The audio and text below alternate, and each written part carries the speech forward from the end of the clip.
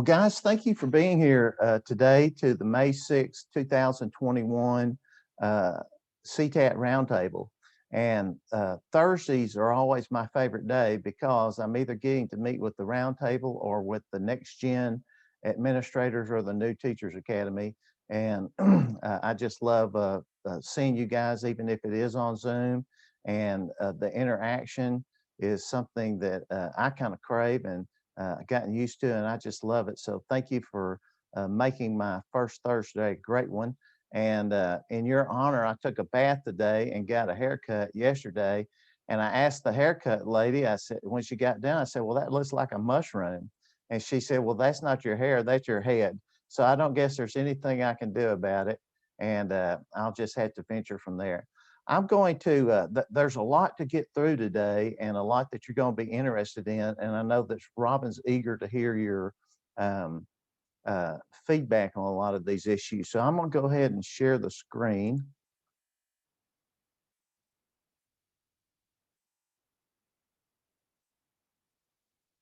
And we're in present mode. And again, thank you all for being here. There's my record reminder. And Robin, if you don't mind, the breaking news is all coming from you at the first. So if you don't mind taking over and giving us the legislative update. Wow. Okay. Well, we'll just hit the ground running here. You know, every time we start legislative session and all of the public education advocacy groups move forward with their legislative priorities, it is a bed of roses. I mean, January and February, we're looking good. We know exactly what we come into session wanting to do. And so these were the 3 priorities that we had established. We want to expand the accountability indicators for CTE. And so Representative Van Dever in the House filed HB 773 and Senator Powell filed SB 194 in the Senate. Both would add an indicator to A through F for completion of a program of study. And so 773 actually passed the House chamber and has been assigned to Senate Education. Senate Bill 194 has already been heard. I don't think it's yet passed out of committee. I'll have to check on that. So those parties are still moving through. We're working on garnering support for those 2 bills to overcome any resistance or concerns that have been voiced, and we can talk more about that a little bit later. So our second initiative was to address the funding issue for the early college high schools, the PTEC and the Innovative Academy models. We're pending an amendment to HB 1525. We've asked for a language in a committee substitute when the bill goes before Senate Education for its first hearing. The House, when HB 1525 was in the House, it was all we could do to address the tiered funding issue. And so this amendment we're looking to address in the Senate. And so our third initiative was to establish CTE signing day. And so Tallarico filed the House Committee Resolution 87 to do just that for the first Friday in May every year for the next 10 years. So the House Pub Ed Committee has passed the resolution and it is currently in Calendars Committee. So that's what we were setting out to do at the beginning of the session. So we can advance the slides now.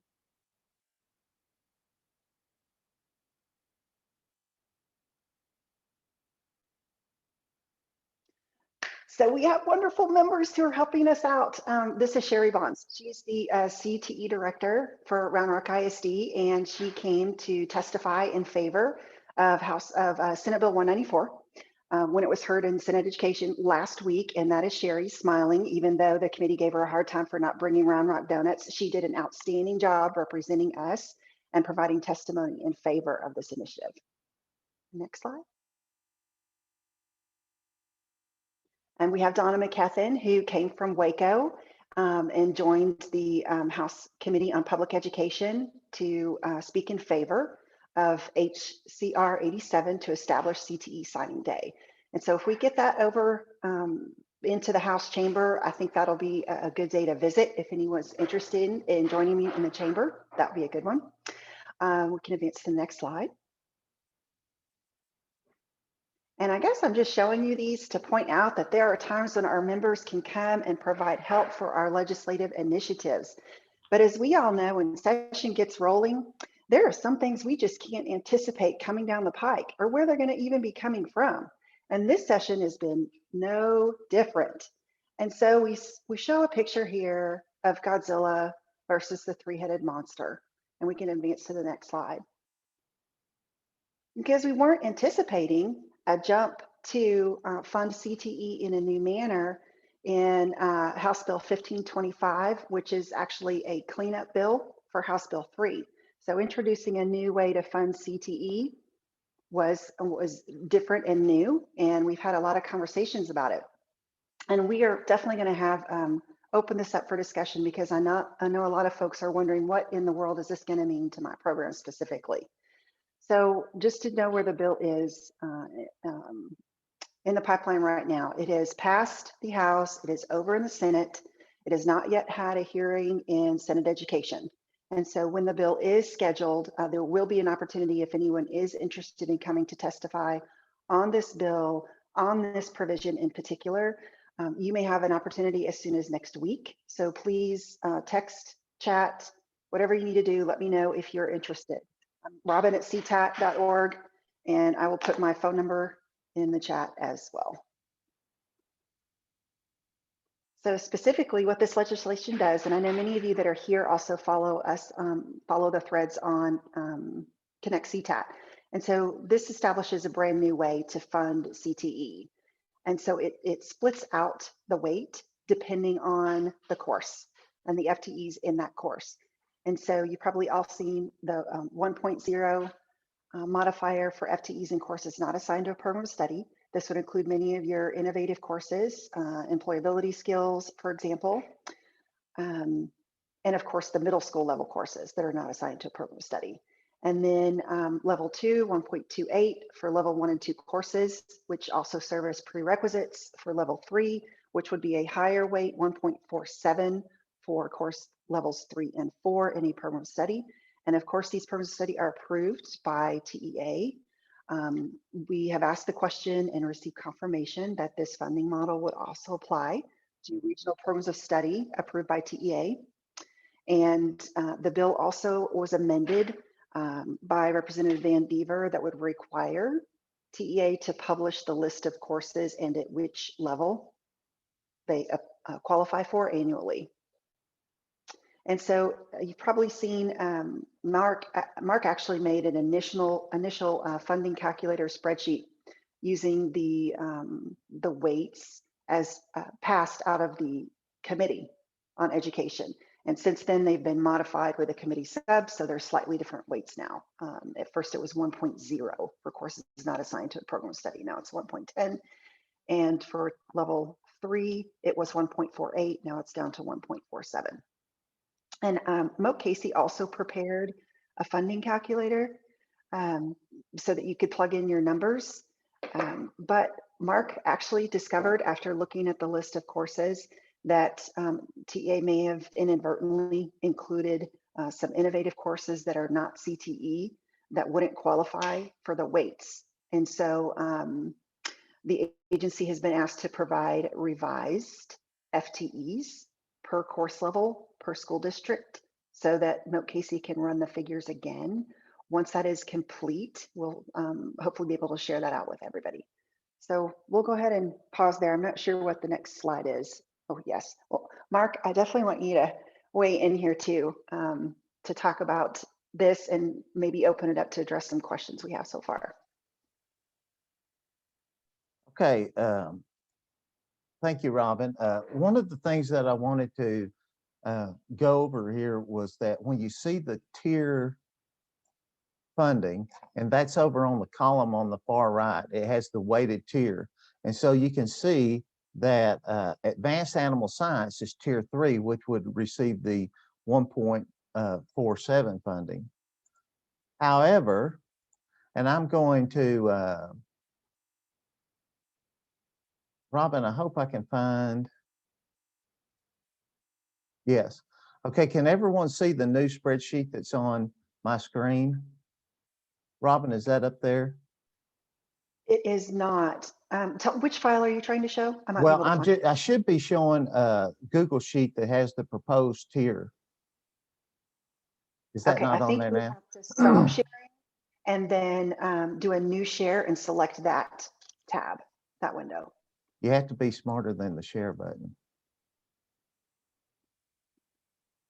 Okay, now is it up there? Yes.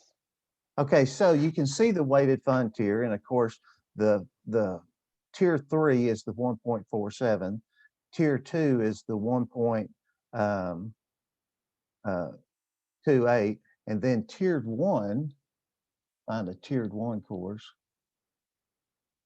A tiered 1 course is the 1.10. Well, as you can see, just like Robin was saying earlier, even though the gateway programs to technology that many of you have through Project Lead the Way are tiered 1 because they are offered for high school credit, they're eligible for CTE funding, but they are not in a program of study. And I'm going to go up here and I'm going to show you for example, career preparation.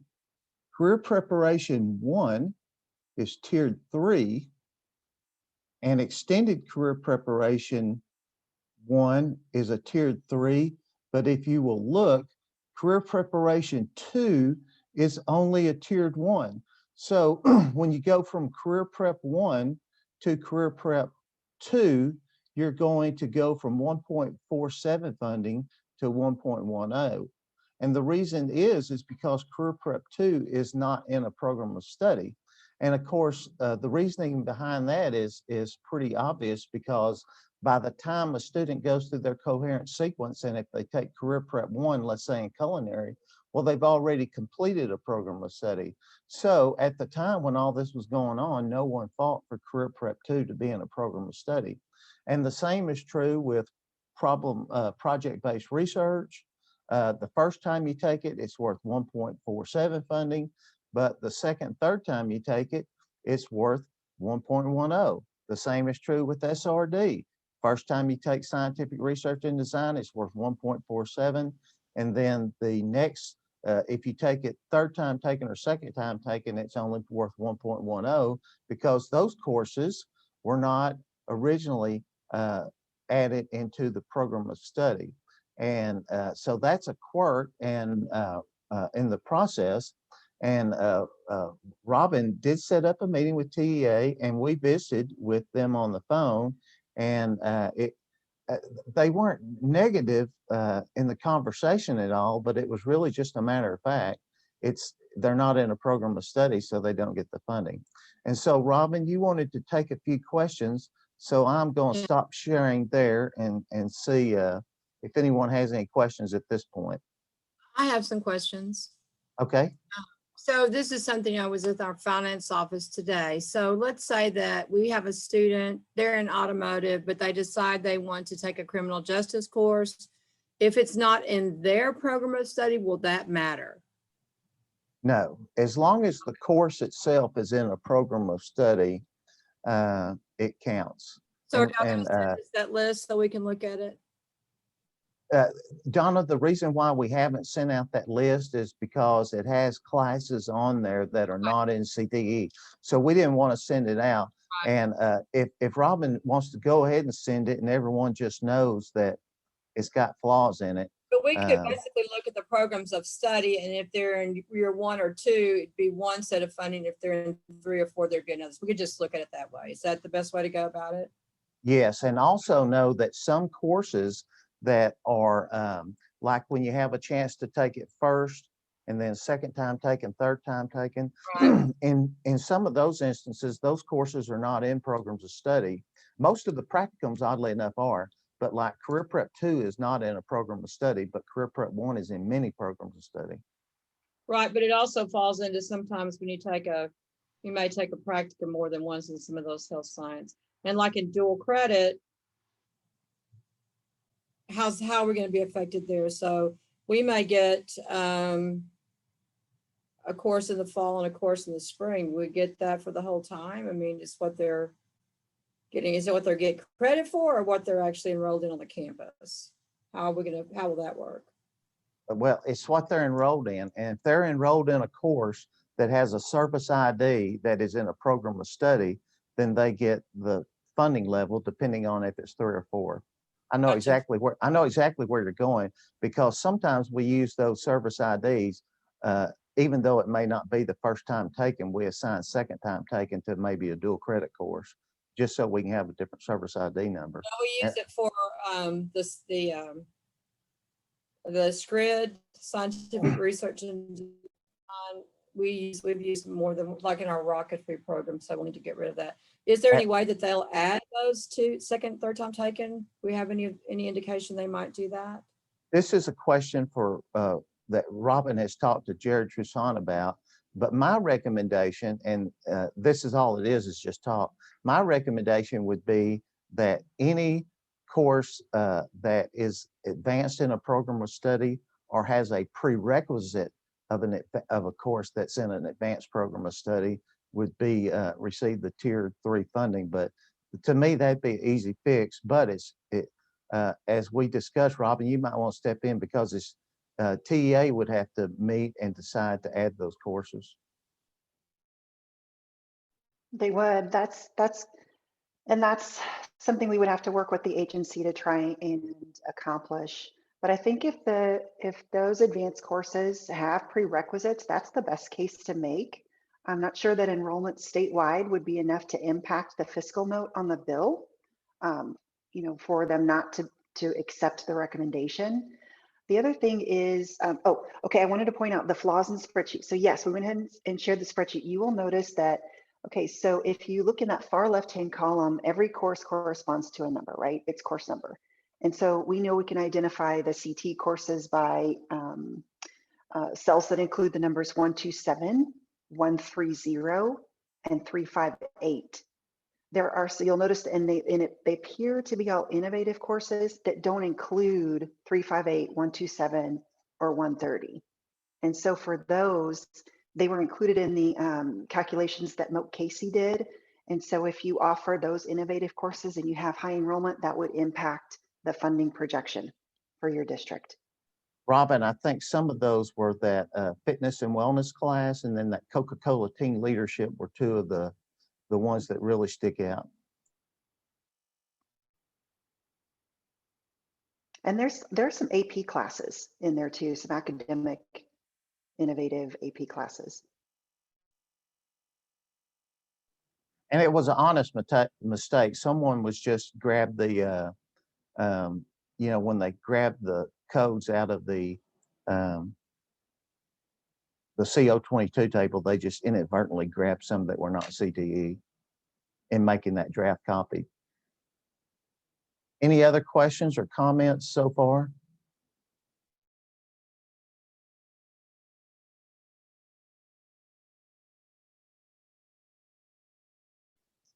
Okay.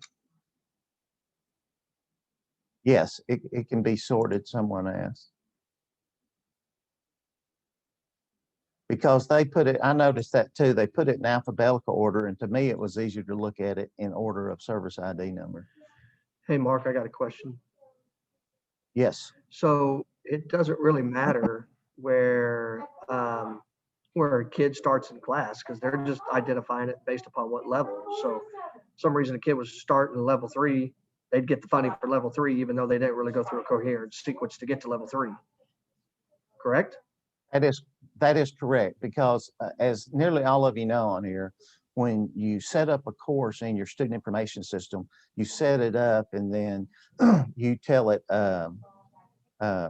whether or not you turn the funding on or off at the course level, not the student level. Right. And so here's what I don't anticipate this. It's what'll have to happen. So if this bill passes, then your student information system providers are going to have to go in there, and you're going to have to turn on the V code. That'll be V123, 1, 2, or 3, and that's going to determine the FTE calculations. And then you're going to also have to check another box that says tier 0, tier 1, tier 2, or tier 3. Yeah. And so I say I anticipate that, but I guess I just don't see any other way they could do it. So you're going to have to. And you'd have to do that course master in order for that to be pulled over into your PEEM. So that's going to mean a lot of going back and changing your Texas correlation CTE in your course master. That's correct. And you'll have to, because it really won't matter. I mean, if you have kids, like you said, mentioned they're coming into, I mean, an automotive class because they came in from a school district out of state and they go into year 3, they're not going to be able to check everybody when they're taking it. It's just going to be by course codes only. So where they take it doesn't matter. Even if it's not in their sequence, it's just going to pop up as one of those courses. And I hate to speak for you, Robin, but I know Robin has doubled and triple checked that. And so, because that's a question that we had when all this first came out. And Yeah. So Robin, do you want to say anything else? I know you've checked that. Well, and I think it was a question that Sherry brought up in one of the last meetings, was about what about students that are taking advanced CTE classes to satisfy academic credit? Does that matter since they're not taking it within a program of study, perhaps? And it wouldn't matter. You would still, course would still draw the advanced weight. Right. That's the way. That's the only way they could do it, because they cannot go in. That would be an impossible computer task to learn what year you took that course. It's just going to pop up as a course. And the courses are identified already, not by necessarily year, as you know, they're just identified by level. And Yolea said that the courses must meet the prerequisites. Yes, the students must meet the prerequisites, but many of the courses don't have a prerequisite for level 3 courses. Right. Some do, but some do not. Great point. Mark, is there any Yes, chance ma'am. that would be an automated process, since those are courses that aren't going to change by district, or the weighted funding tier based on how you're explaining it right now wouldn't change by district, correct? So I mean, a practicum class is a practicum class. Right. Is there any chance that TEA would just do that automated and not have us have to go check that on every course? I do think that will be automated at some point, but Andrew, you got to remember that TEA doesn't necessarily run Skyward or any other student information management system.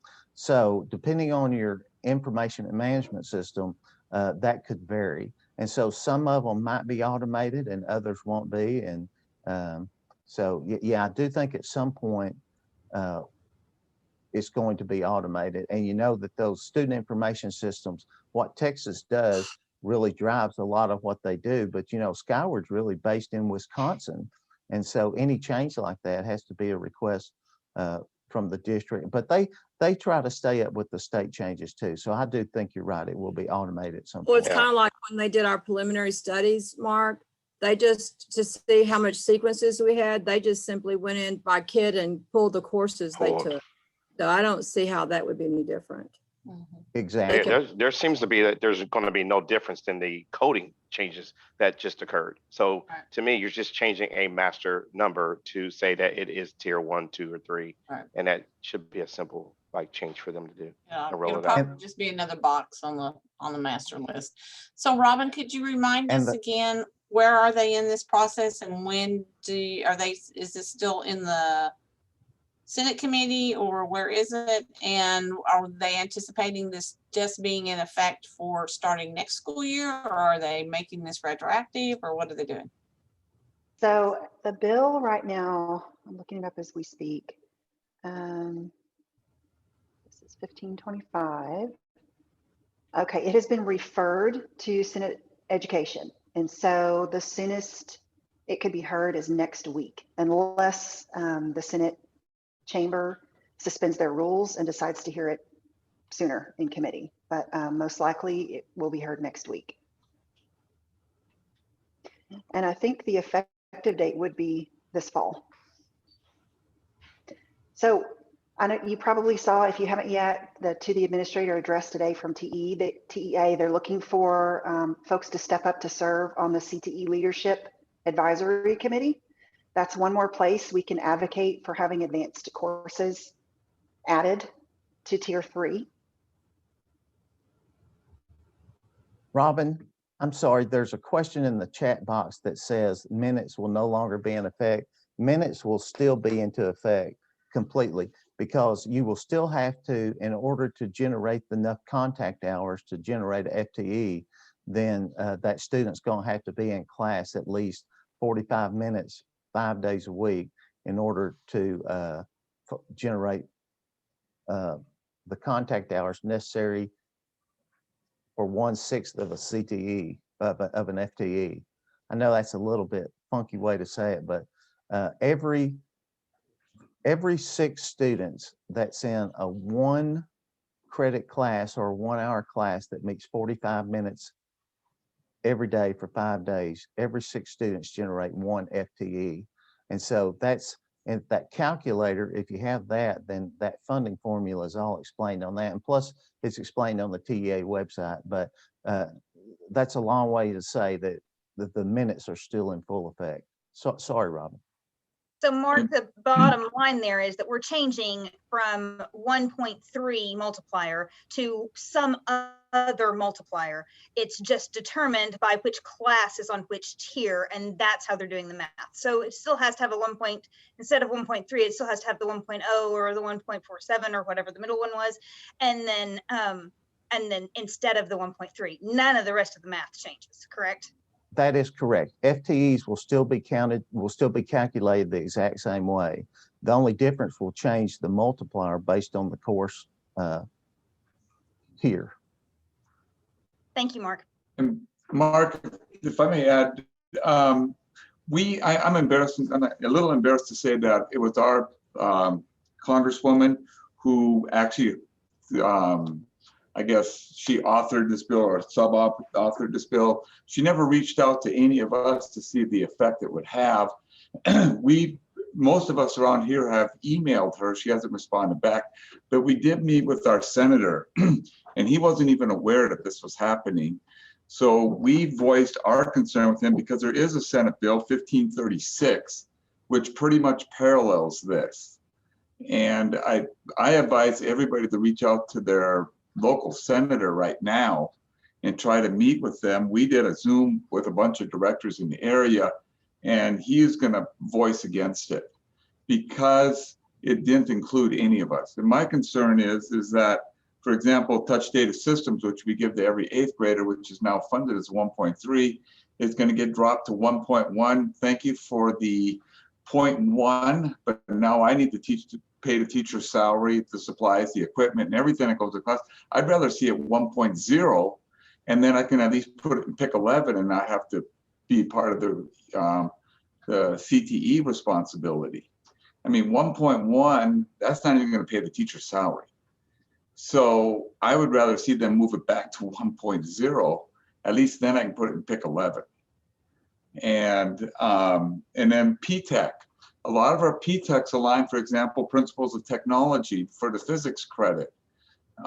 This is not in a program of study, which is a very expensive program, as most of you know that have principles of technology.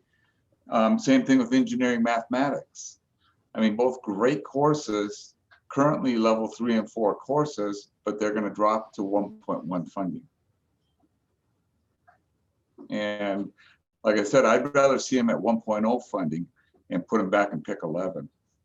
So I have a question. That's something, and I don't have it in front of me. So I think some of the courses that I'm looking at are going to get funding because they're in programs of study, but we teach them as electives. And so there's going to be some of that. Well, if you teach them as an elective, it doesn't matter. If the course is listed as a 1.1, right, it's going to receive 1.1, whether it's in your program of study or not. That's correct. So that's what I'm saying. So kids taking some of the advanced courses outside their program of study or courses that aren't in any of ours will get funding. Is that correct, Robin? Yeah, you'll still get funding. Yeah. I think I'm just going to run a spreadsheet and see tomorrow. I don't know without doing that. Yeah, they have a spreadsheet out that shows the effect it will have on your district. Mine is a negative $236,000, and it's because we teach Touch Data Systems to all the 8th graders. So we're going to take and we have principles of technology at nearly every high school. So that's why we're losing more money than we're gaining. Where did you find the spreadsheet? I'm not even sure how I got it. I think I got it through one of, I I thought I got it offline when I looked at the bill. It's the Moat Casey spreadsheet is the one Yeah. Eric's referring to. And it's by district? It's by district. Okay, thank you. And I noticed the districts that are being affected most are the large districts and the districts that seems to be up and down the border. Well, I know that the TEA's idea is that the programs of study are completed. And we see this in all school districts too, is that, you have really heavy 9th grade classes and 10th grade classes, but by the time you get to level 3 and 4, there's a lot less students. And I think to us, it's really important because we get money, but I think the intent is that you have completers and concentrators, and that's where your money's coming by having those completers and concentrators. So that's being funded highly. So then if it's going to happen, and this is the way it is, then the idea is that you really push for students to complete, to go into those level 3 and level 4. And that's the focus versus going from a principals in a sophomore level class where you have 200 students. And then all of a sudden your senior year, you have 20 students completing the level 4.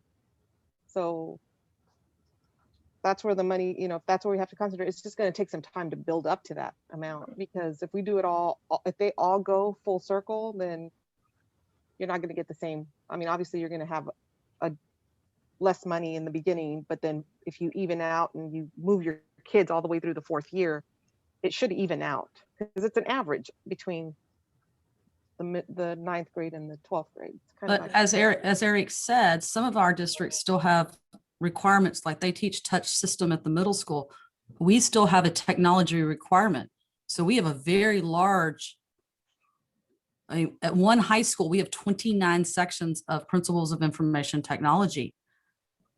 We don't expect all of those students to go through and finish, but we still have to pay those teachers' salaries. No, and I understand that. I think I'm just saying that this is the way of really promoting, like what they were saying, it's all about the programs of study. It's all about the completion, the concentrators. And now it's putting the money where they were wanting us to focus on. And I think, Tammy, you're right. You're absolutely right. And it's kind of one of those things that in following TEA with these programs of study, it's kind of like, we knew it was going to be tied to funding somehow, and here's the first attempt. And they're going to want you to have completers and concentrators. And that's just, I knew it was coming, y'all. It was out there. They don't put a lot of stuff out there and make us do all this stuff and then not tie it to funding. Well, and So- Donna, you made a good point earlier. Those of us who have dual credit programs who are having to use the practicums, level practicum to get kids through, that's going to be a hard pill to swallow also, because those kids are on a program of study. Yeah. They're going to be completers. They're going to be, but we're using those PBR 2s and we're using the practicums 2s to get them through the dual credits, because we're also having to play the CCMR game where you don't just schedule them into practicum 2 for a whole year. You're trying to match it to credits so that you're getting your credit, your dual credits as well. So I hope someone that it audits me is not listening, Robin, and don't put your hand over your ears if I'm terrible, but I'll be quite honest. It's those practicum 2s may suddenly become career prep courses. Yeah. And that What- would count, Well, I Now, think most, I the can shame play of the it money is- game when I get the rules. most of the practicums, whether it's first time taken, second time taken, or third time taken, most of the practicums are included in the programs of study.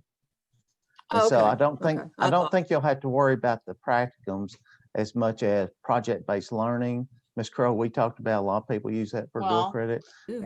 Yeah, and then we also do. your Yes, SRD, we do which too. probably half the state uses SRD for Yeah. dual early credit. college, high school programs that aren't even your CTE ones to use your SRD a lot. a Well, lot. the only good thing about that is that money still will come to us, just like it has before. It'll just be a little less. But y'all, I think that we're going to have to get together and play the game once they tell us the rules. Yeah. Hey, Rob, Well, and They're- the shame is too that they've done two things here. So good innovative courses finally out there for some of those that we've needed innovative courses for to fill in gaps. So now, they've cut the significance and importance of those. And let's face it, they cut the importance of a good foundational course. I mean, it should be weighted as much as anybody else. It's just as important for them to get that foundation as it is to get them started in their pathway. So Hey, Robin, what is the likelihood that this is going to pass? Are we pretty confident this is going to go through? Robin, there's 12 parts to this bill and 11 parts look really good. Has nothing to do with CTE. They just shoved this in the middle of a bill that has to do with charter schools and several other things. And I think that's how it got passed through the House. If you look at the pass rate on the House, only 2 people voted against it and everybody else voted for it. It wasn't even a close call. I think that's going to happen in the Senate. It's got 12 parts to the bill and only 1 part has to do with CTE, PTEC, early colleges, and new tech. So by the way, they took away the PTEC $50 per student and it took away the new tech $50 per student doing this. These Congress people aren't that bright. I just wonder where this came from and why they would have even brought it up. I mean, they're not CTE people that would know this would be beneficial. TEA says that they didn't even know it was coming. So I don't know where this came from.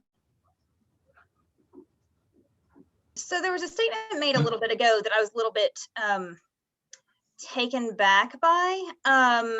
The comments about the 1.1 would be better, or it would be better to have just 1. I don't know that just changing it to a 1 is going to take it out of CTE for starters, but then as a secondary statement, you can fund teachers that are CTE teachers out of PIC 11.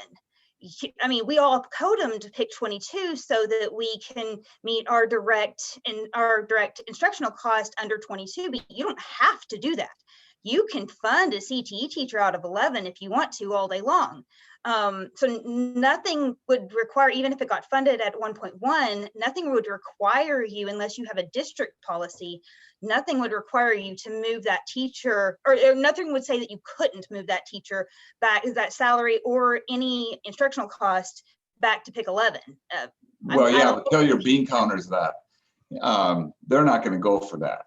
But if you put it that in a position that no, it needs to be PIC 11, because we never funded CTE teachers before where the state was not giving them weighted funding.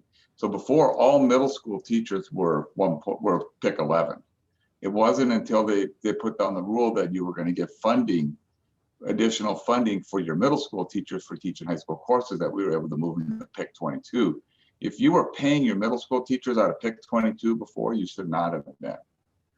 It wasn't until they became a funded program that you could put them to PIC 22. Yeah, Correct. you couldn't do that. Right. Yeah. That Right. was, yeah, it was, you can't do it. You couldn't do it before. So if Right, it's but you not, could if this it's year. 1.0, My it point. goes back to no funding.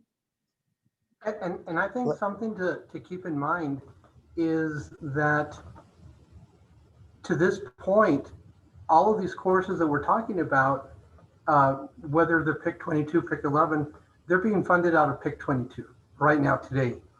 Excuse me. It's going to be very difficult to convince your finance department to move any and all teachers to PIC 22, PIC 11, because they're going to have to find those dollars somewhere when historically they've been relying on PIC 22. So you're right, Andrea, that it can be moved to PIC 11, but your finance department is going to have to be the ones to say yay or nay to that. They can say you're CTE, so you're being paid out PIC 22 regardless, because we have no other fund. It's either that or we displace the teachers. Well, that's where you move local funding into PIC 22. That's really what's going on. Right. I mean, what you're saying is true. You can use local dollars generated by the district, or you can even use your funds. If you're going to build a CTE building, you're taking out some of your, whatever you want to call it, rainy day fund or contingency funds or whatever, you can code them to 22 so that it gets credit for your district. You can put any kind of money you want to in PIC 22, but if they're teaching a CTE class, they need to be in PIC 22. Robin, do you want to move forward with the rest of the slides? Yes. I can,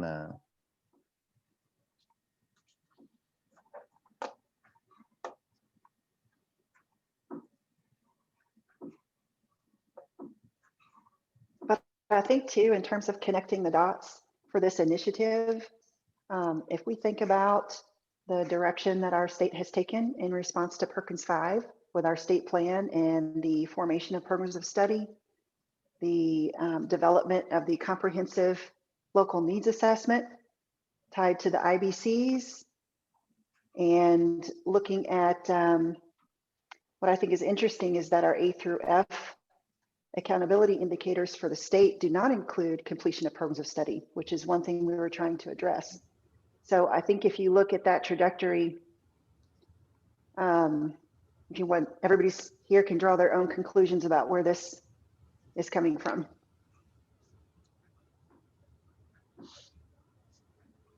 moving on with the slide presentation, because this really has a lot, but the Moat Casey and also the spreadsheet that we sent out a month ago has these, the projections. And so it's the same exact spreadsheet. It just has some different entry, has different methods of entry on it, but you can still put that in there.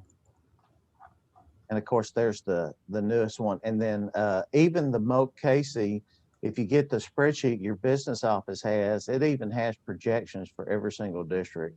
And they might not be 100% correct, but they're going to be way well within the ballpark, within 5%. Okay, Rami, you want to do the charter school real quick? So this goes back to some of the strangest things we see during session time. So there was a bill, HB 2554 by Representative Gates, that would establish CTE charter schools where students could transfer from your CTE program over to one of these charter schools. And depending on how many credits they already have, they could graduate just with 12 credits and walk the stage with a diploma. Understand the author's intent was to walk the stage with a certification, but with 12 hours transferring in from the 9th and 10th grade year, you could pretty much hit that bar right away. So what's interesting about this bill, though, is that, you know, even when it was heard in House Pub Ed, the members of House Pub Ed expressed some significant reservations and had a lot of questions and concerns about this bill. Well, several weeks later, we're checking online. I think it was April 22nd, because I got a notification that this bill passed out of committee. So I took a look at the page again, and it showed that this bill currently has 87 joint or co-authors. 87, that's 2/3 of the House. And I started to wonder how this bill, which would take us backwards in establishing what is called in the bill vocational school districts.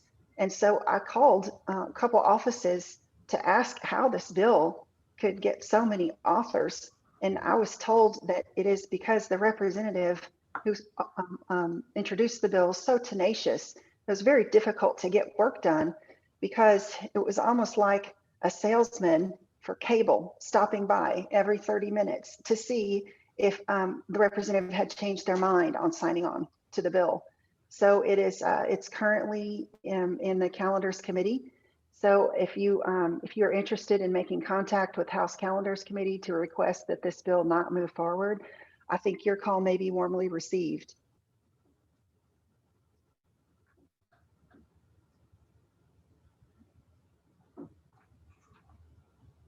So just, yes, let's go on.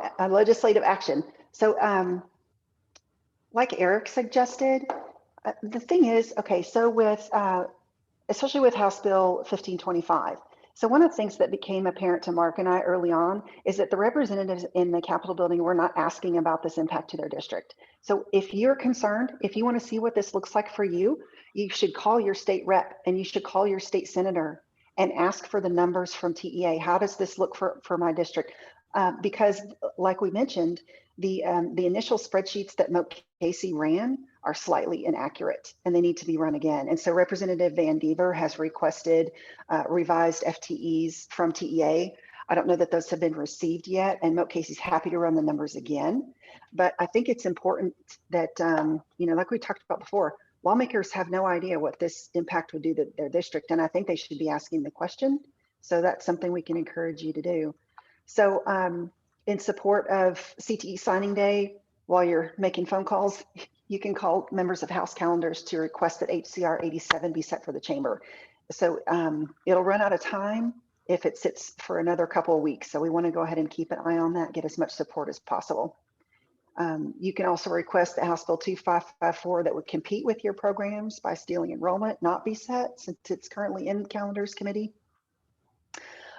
You can also call members of Senate Education to request passage of Senate Bill 194, which has already had a hearing, and it's almost identical to House Bill 773.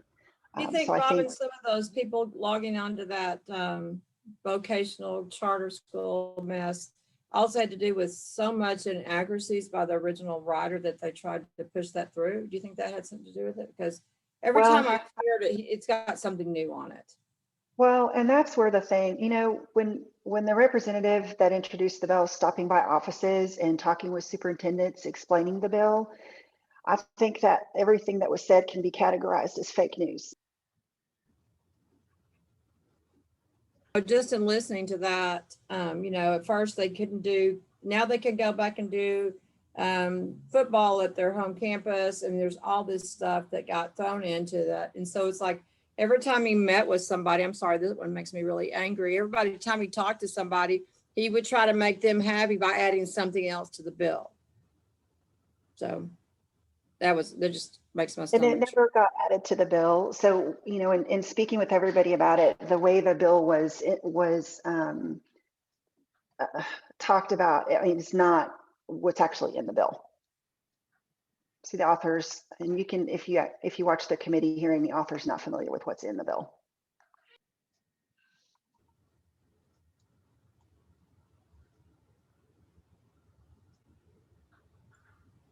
Just running through real quick, we have some other updates, and this all came from the TEA Career and Technical newsletter that came out today, and it from May 6th. I know most of you probably get this, but some of you may not. But like Robin was talking about earlier, this CTE Leadership Committee that's put through TEA, this is a great place to advocate for items such as adding Career Prep 2 to the programs of study, adding project-based research 2 and 3 to the programs of study. And this is a great place for you to be an advocate, and also to have a person who serves as point that gets to meet with TEA in monthly webinars and then 2 face-to-face meetings each year. But if you're interested, you can go to that CTE application process and just fill it out. And then the other 2 items that were in here was that the Comprehensive Local Needs Assessment Guidebook has been updated, and they put a link to that. And then all this is posted too in this Connect CTAT forum. We posted it today. And then also the new JET grants coming out. So if you're interested in applying for a JET grant, that was in the TEA newsletter. But you don't have to do your comprehensive needs study lasts 2 years, correct? Unless you did not do one last year for some reason, a new school or something, then yeah, you're not doing one this year. Can I add something real quick? This is Yes, Heather. please.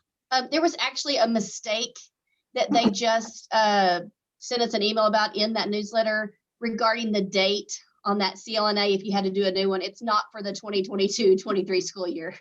It would be for the 2021-2022 school year if you had to do it this year.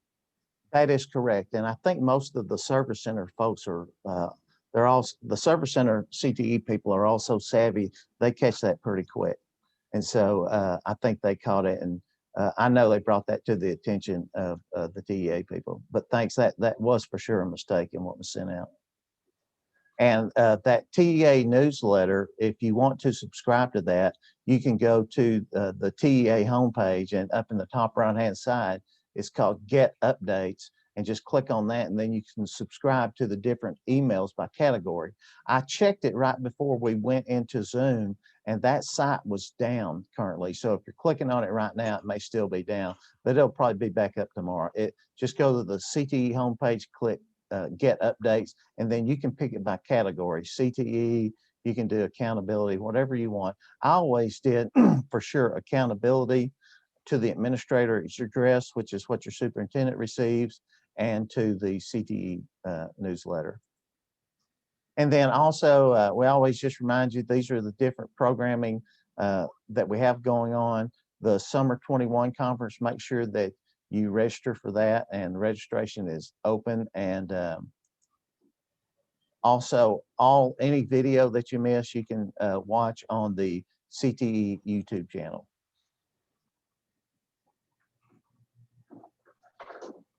And then if you have law and public service teachers, make sure they know that registration is open for the LPS conference, and that will be held at the exact same time as the CTAT summer conference in the same location. So that may help on some travel.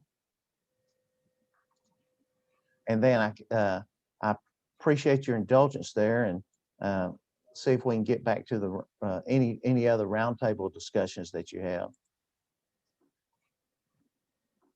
Did you guys share the spreadsheet, the working spreadsheet for the one we were talking about earlier? Not Robin's. Robin, did you share the Moak and Casey spreadsheet? Yeah, it's in the chat. Or it's in the chat box. Thank you.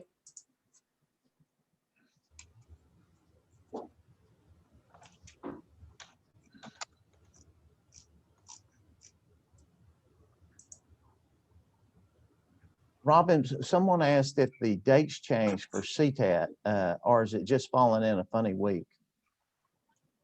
It's just a funny week this year. It depends on when we can have access to the facility. Sometimes they have a group booked in our preferred week. It's like my birthday. Sometimes I get presents from y'all on a Friday, and other years it's a Wednesday. But we are still in need of presentations. And I would encourage you, if you have exceptional teachers from any of the program areas, they don't actually have to attend the conference to present, because we are going to have a hybrid component. So we could provide recorded content for teachers if you're unable to actually send them to Fort Worth. It doesn't mean they cannot present. So we could really use some more instructional content for teachers for the program areas, and then also general teaching techniques.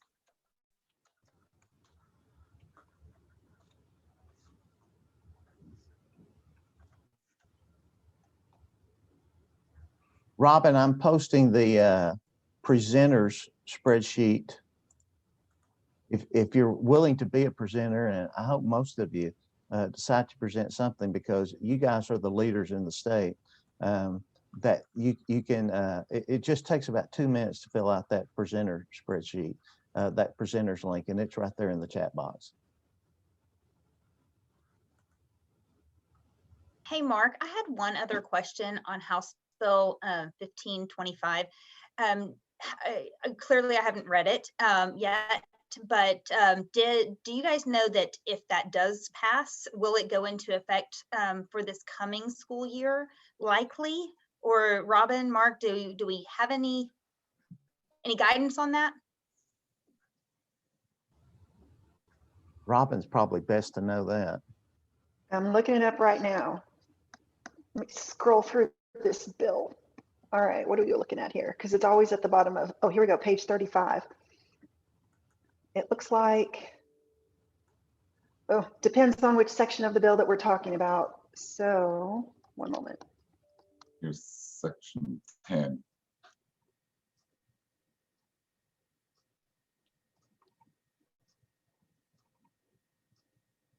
It's in section 15. I don't see an effective date yet. Still scrolling. I don't see it. We'll have to find that out for you. But we're under the impression it would be this fall.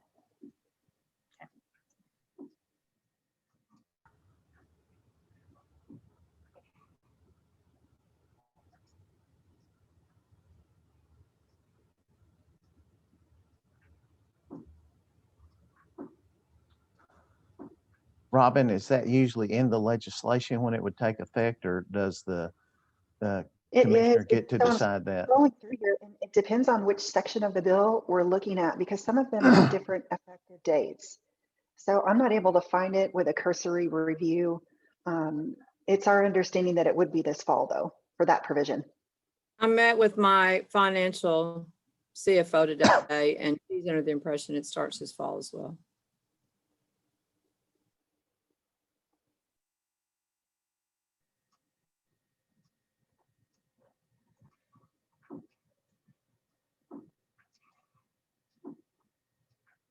Anyone else? Well, Ms. Sandoval says 2021, fall 2021. I would say this, we're still working on APAC to try to really get these programs of study to be a part of the accountability system. Hopefully, you know, they took out the half a point, and in our meetings, we're really pushing for that to get the full point if they complete the programs of study. And we are actually, what we're using is throwing back to the committee that this is something TEA developed. I know that sometimes it didn't exactly meet what we were doing on the campuses, but now that they've done all this work and TEA is claiming that these lead to high demand occupations by following their programs of study, I would encourage you to, whatever groups you're a part of, to encourage that they include that on your accountability. The accountability, y'all know, we're hold harmless this year, but then next year we're really going to get into a mess, and the CCMR may dig most of us out of that mess. It's our district. So I would really make sure that you look at that, get real active in your CCMR groups so that you can cover that. So be careful about that and look at that. We're pushing real hard, and they haven't said no. They haven't said yes, and they haven't said no. So they're in no man's land on that issue. But I would encourage you to push it in your local district. There is resistance to adding a point for completion of program study. So I would encourage you, if you are in support, is to contact members of Senate Education and express why, and ask that they hear and pass HB 773, because that bill is further along in the process than SB 194. So it has a higher likelihood that it could complete and finish the passage. It's just, you know, if they're going to make us follow programs of study, we all, as we were watching it, you know, when they do something like that and they invest the dollars, and it's no surprise it's now connected to funding, but which is not the best part. But then additionally, if they're going to do that, then they need to connect it to something that would help us. So it was going to have a purpose. That was handwriting was on the wall about that. Well, and I find it that it's interesting to hear about resistance to HB 773, because this new tiered funding system in 1525 provides a financial incentive for advanced courses and a financial disincentive for prerequisites in courses not assigned to a program study. And advanced courses have prerequisites, ergo, the new funding model incentivizes completion. And so through HB 773, we're attempting to provide that same incentive to districts. Right, and the governor and the commissioner were against counting that completion as a part of accountability, because everyone in Texas had different pathways. And if you were like me, you could pretty much put someone in a pathway and justify it by whatever means you had to, but now they're all set and they're all the same. So their opposition should be gone now, because now we're on the same, we're all doing the same thing across the state. So their opposition to it was that everyone had different pathways, and we could go to 2, or even we don't do 3s anymore, go to 2 based on the eyes of the person evaluating the kids. That was their opposition. So now that that's gone, there should be no reason why it shouldn't be there. Their reason has now disappeared.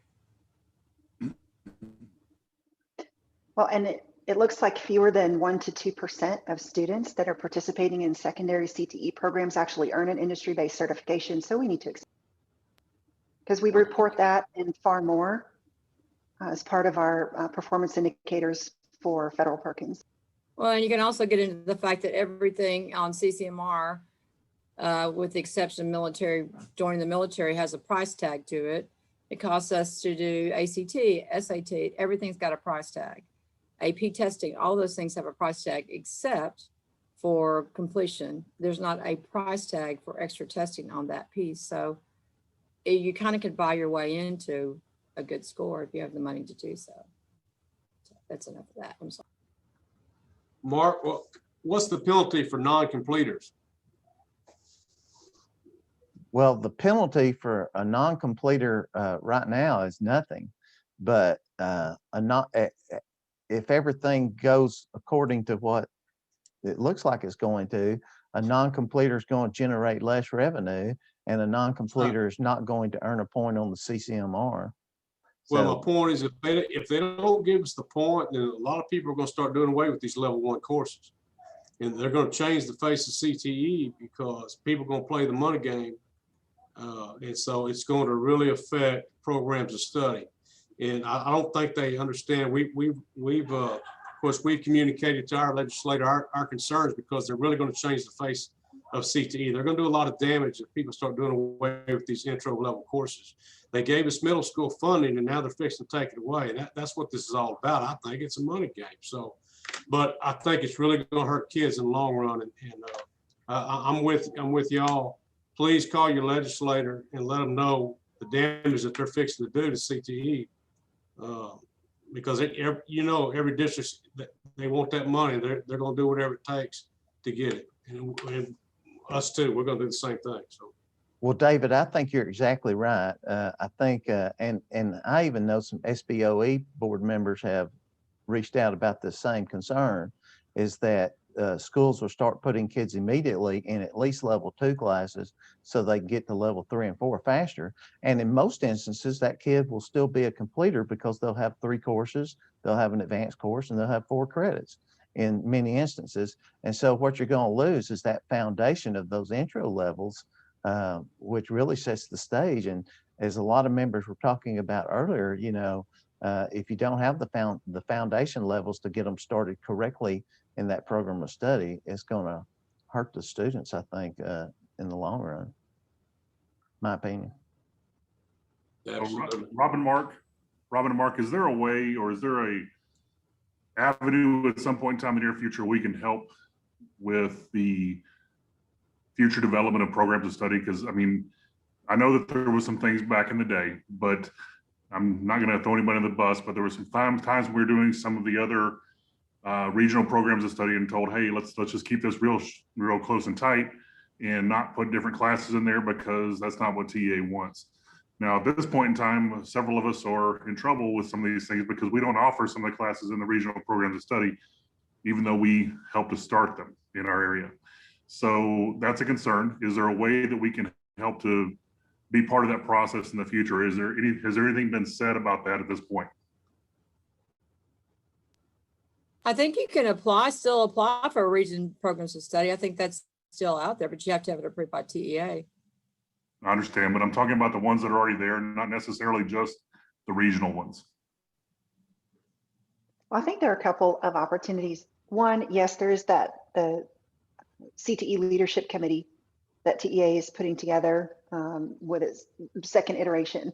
The other thing is the State Board of Education is moving to a rotation schedule for TEKS review. And so with our CTE programs of study, the State Board of Education is going to review anywhere between like 2 and 4, maybe 5 program areas per year. That's another opportunity. But I think really if we want to have a task force get together and identify some recommendations that we want to take forward to the agency to try and get that change done more quickly outside of the regular process, I think that's worth the effort. I volunteer.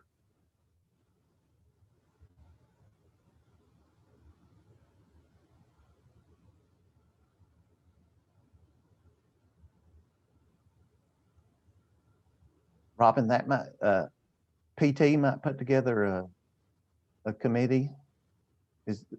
I know this isn't officially a meeting, but that might be the best way. PT, it's not your birthday again, is it? Can be what you sending me. Well, if you'd like to put together a committee, maybe to make recommendations, Robert, am I saying it right? To make recommendations to the programs of study based on tiered funding, or for any other reason? Absolutely. I think we stay. Well, I'm sorry if I said Robert. I'm sorry. My apologies. No, I did. Yeah, Robert, did I say that right? Did that reflect what you were asking? Pretty much. I think I would stay away from the program of study in the language, but I'm not the funding portion in the language, but because if it looks like we're going towards funding, that would look different. But yes, sir.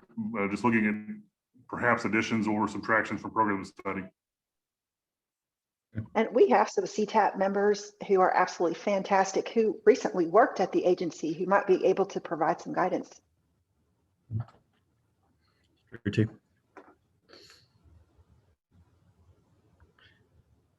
I'll help in any way. Do we have anyone on the call that is currently a member of the CTE Leadership Committee with TEA? Eric?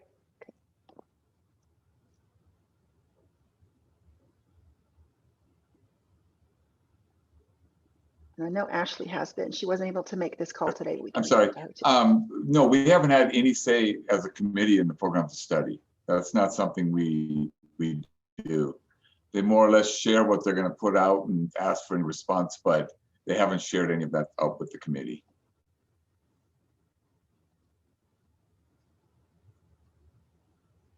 In fact, yesterday when I asked them, what about this bill? They just said, well, we had nothing to do with it. It's not like they were supporting it or for it. They just, and I said, they asked us for data and that was it.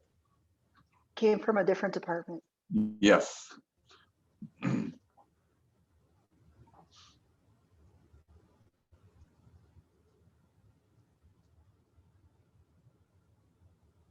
It is 3:39, and just to be respectful of your time, it's kind of closing to an end, but if someone has a topic, I know it's been legislatively heavy, so if someone has a topic that you would like to discuss, please feel free to get that in now.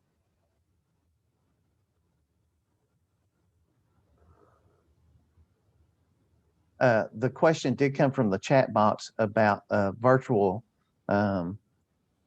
classes for next year. Has anyone, I know there's still, or I think there's still discussion on how to fund it. Does anyone have any comments on if you're offering a virtual school next year? The only comment I have is my superintendent I was only able to do, if they wanted to be virtual, they could be virtual. But now our heavy culinary, automotive, welding, those types of classes that are heavy and hands-on, none of that, you have to come to school to take those. And that is in the board passed that. So we've had nightmares with getting kids certifications when they're not even at school, like in CNA and things like that. So no, if they're hands-on, strong hands-on, then they have to be, now law enforcement, they can still do virtual, but not culinary or welding or automotive, those courses. Thanks, Donna. And I bet that this answer is going to be all over the map. Some districts will have virtual, many will not. And so you're liable to have 50 different versions of virtual school next year, or none at all. We are running into some issues with our TSCC. And if you saw my little comment in the CTAT board, they're offering culinary only by virtual. The first 2 years of culinary arts is now virtual, which is completely insane, in my opinion. So I'll be seeking another partner. I can't do virtual. Would like tell my chefs to go to a different district or something, we can't have that. So I think we're going to find that with some of the partners, it was easier to do, if you're doing dual credit, easier to make them online and made it easier for them, but that's not what's best. I can't imagine culinary arts being a virtual course. That just blows my mind. So I think you're going to see some issues there that we might have to face as a group. But if students are coming in for choir and band and athletics, shouldn't we be making them come face to face since they're already going to be coming in for those programs? That really is crazy. I don't disagree with you. I think it's, I had in my meeting, I was all ready to get our dual credit run and culinary, and they're like, well, the first 4 courses that are normally dual credit will be online. I thought, you're crazy. My juniors and seniors have been working to get into that culinary shop and really do some good things. You want me to put them on a computer instead? But I kind of shot the messenger. I probably shouldn't have. I lost my we did virtual for a couple of classes this year, but we made the majority of them be face-to-face.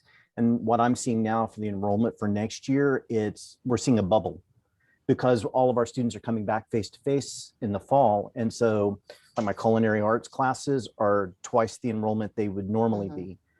My welding classes are twice the enrollment they normally would be, because those we forced to be face-to-face this year if they wanted to do them or not. Well, and the COVID effect is going to face us funding wise, y'all. There's just no way around that. We have kids that can't come to CTE because they failed their junior level English class and they're going to stick them in English. And so we got to hold on. It's going to be 2 to 3 years before we get back our full funding. So that's another issue that goes into play with the funding. But we're looking at for funding, because those freshmen are all going to be there, but it's our juniors and seniors and those advanced courses that may not be able to complete them. Are the rest of you seeing a big COVID slide in your core classes affecting your CTE? Because we are here at Red Oak for next year, for sure. And you're right, it's your advanced level courses, which if this funding goes into effect, that's going to really suck. I think I'll go out and get a bus and pick up all the kids and take them to go to summer school so they can take their senior level CTE class. Just going to put them on a bus and take them.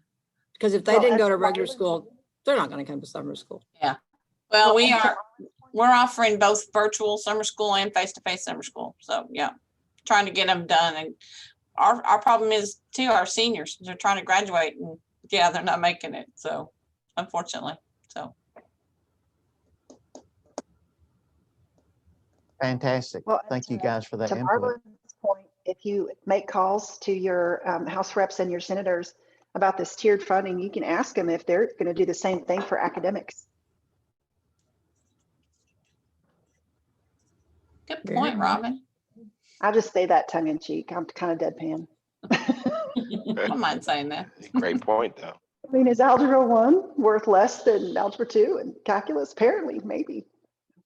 Well, I mean, you got equipment that's going to be used by all 4 levels. Why do we just fund it with the senior level class? They're going to touch those automotive machines in the freshman year. So, but my seniors are the only ones that their funding would count toward getting new. They're not going to pay the level 1, level 2 teachers less. No. So. No, and then you got to figure in teacher incentive allotment on top of that. So there you go. Ooh. I'm not paying that one. Great discussion. Does anyone else have a topic they would like to shoot in here before we stop the recording?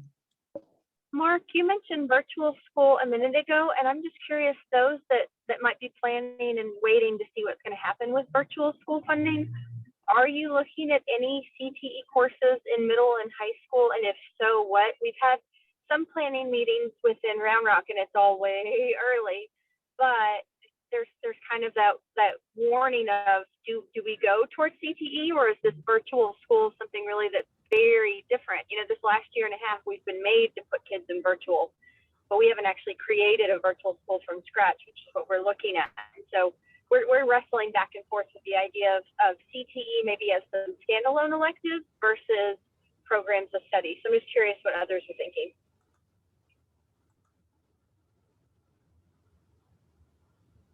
Can you repeat that last part? Hey, Donna, I have no idea what part is the last part, but The I'm just wondering. The CTE standalones, and you lost me there. Oh, yeah. Sorry. With CTE courses, are people looking at just individual electives being offered, or are folks actually look at potentially putting in entire programs of study so kids can earn endorsements through a full virtual school? Good question. I can tell you we do a little bit of both because our catch-up school, you know, where the credit recovery schools, I've actually written programs of studies that are based on online. I can't do them all, but I have gone in so I can get, those kids can get an endorsement, which is a point on accountability. And so that they can do, I can do some of those. So I have written some that included virtual classes, but that's going to depend on what is in your provider of your online learning platform. So I've written some of those. I can do one very easily in business and a few others, some I can't. So I would say we're doing some, but not all programs of study. We can kind of deal with that online, depending on what the program is. Does that help? Okay, Donna, I'll send you an email and see what programs that you've done in the past are thinking about. And I don't know that we're necessarily going to a provider like Virtual School Network. It'll be our district and all our teachers actually creating our own building code of being a virtual school. So we'll provide their own content. I can tell you that business is one that we put a lot of them in, and their capstone is career prep. So we work with those kids in credit recovery and basically tell them, you stay with us and do career prep, you can get paid while you're in school and also finish a program of study. So that's business is the easiest one to do. It seems like business also would relate to some of your dual credit as well. Yeah. It would be easier to knock those business, accounting, even some of your web development things you work with your higher ed. I mean, those are the things that kind of hits my head right away. So I don't have one. I know like an automotive and culinary, they're on the list. They just can't do those hands-on courses, but I can get you through with business. And like I said, most of those, the face-to-face is the senior year for that career prep class. And that's how we're getting through that, is getting those lower level and then topping it off with career prep. So that's how we're doing it. There's not really any science to it. It's just playing the pathway game, you know, matching squares. Donna, did you say you would do career prep face-to-face? Yes, ma'am. Okay.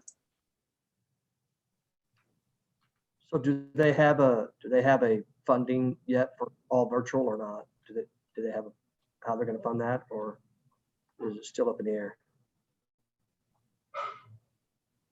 Yeah, it's still all up in the air, but I think there's lots of districts that are already starting to put some plans together just in case it happens and we get pressure from our community to do it. I can tell you in some discussions I've had is that a lot of the reason the school districts are wanting to have a district virtual plan is that we will be losing a lot of our kids to proprietary virtual schools if we don't. Because some of our kids have found that they love virtual learning and they're very successful in it and they get through school faster. So we have a lot of proprietary districts that they'll be pulling them off. So I think there is some financial incentives for districts to do so because at least you get to keep them in your district. If they go to some of the others, they're not going to get that funding. It's going to pull funding out of your district is what's eventually going to happen. Because those charter schools that are proprietary, or a lot of them are. As my counselors call them, diploma mills. Awesome. Anyone else with another topic? Well, this has been a lively and great discussion, and thank you all for being here. And I'm going to stop recording, and I just want to say thank you for being here. I enjoyed every single time, and I think that members gain so much more when you're learning from each other and getting the ideas. And so I'm going to hit the stop recording button, and this will be what's posted to YouTube. But unless Robin's got to go, I think we'll hang on here a few more minutes in case you have some off the record discussions. But thank you for being here, and I'm going to stop recording now.